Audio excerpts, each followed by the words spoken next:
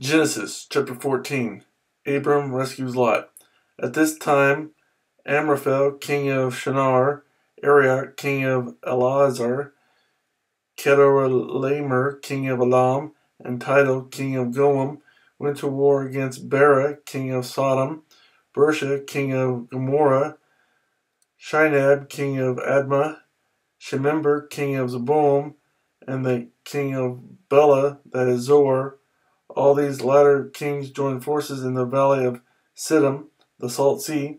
For 12 years they had been subject to Chedorlaomer, but in the 13th year they rebelled.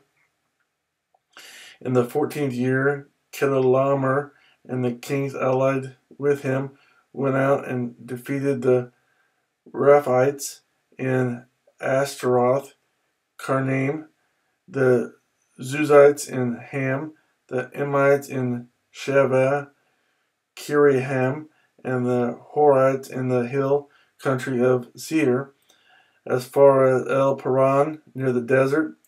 Then they turned back and went to En-Mishpat, that is, Kadesh, and they conquered the whole territory of the Amalekites, as well as the Amorites, who were living in Hazazon Tamar.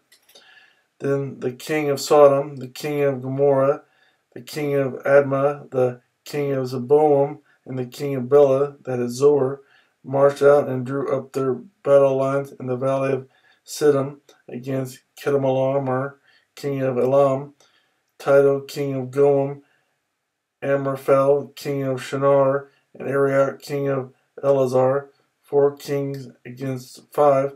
Now the valley of Siddim was full of tar pits, and when the kings of Sodom and Gomorrah fled, some of the men fell into them, and the rest fled to the hills. The 4 kings seized all the goods of Sodom and Gomorrah and all their food. Then they went away. They also carried off Abram's nephew Lot and his possessions, since he was living in Sodom. One who had escaped came and reported this to Abram the Hebrew. Now Abram was living near the great trees of Mamre, the Amorite, brother of Eshcol and Aner, all of whom were allied with Abram. When Abram heard that his relative had been taken captive, he called out the 318 trained men born in his household and went in pursuit as far as Dan. During the night, Abram divided his men to attack them, and he routed them, pursuing them as far as Hobah, north of Damascus. He recovered all the goods and brought back his relative Lot and his possessions, together with the women and the other people.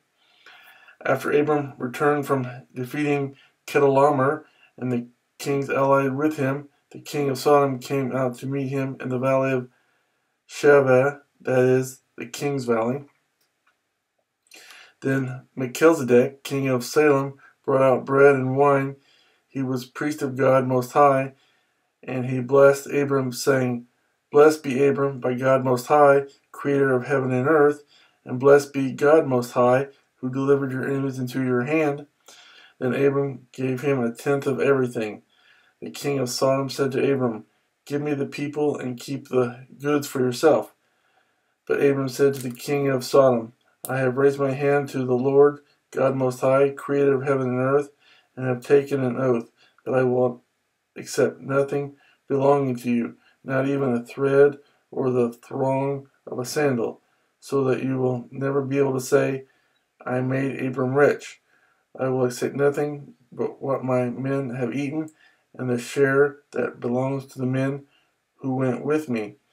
To Aner, Eshcol, and Mamre, let them have their share."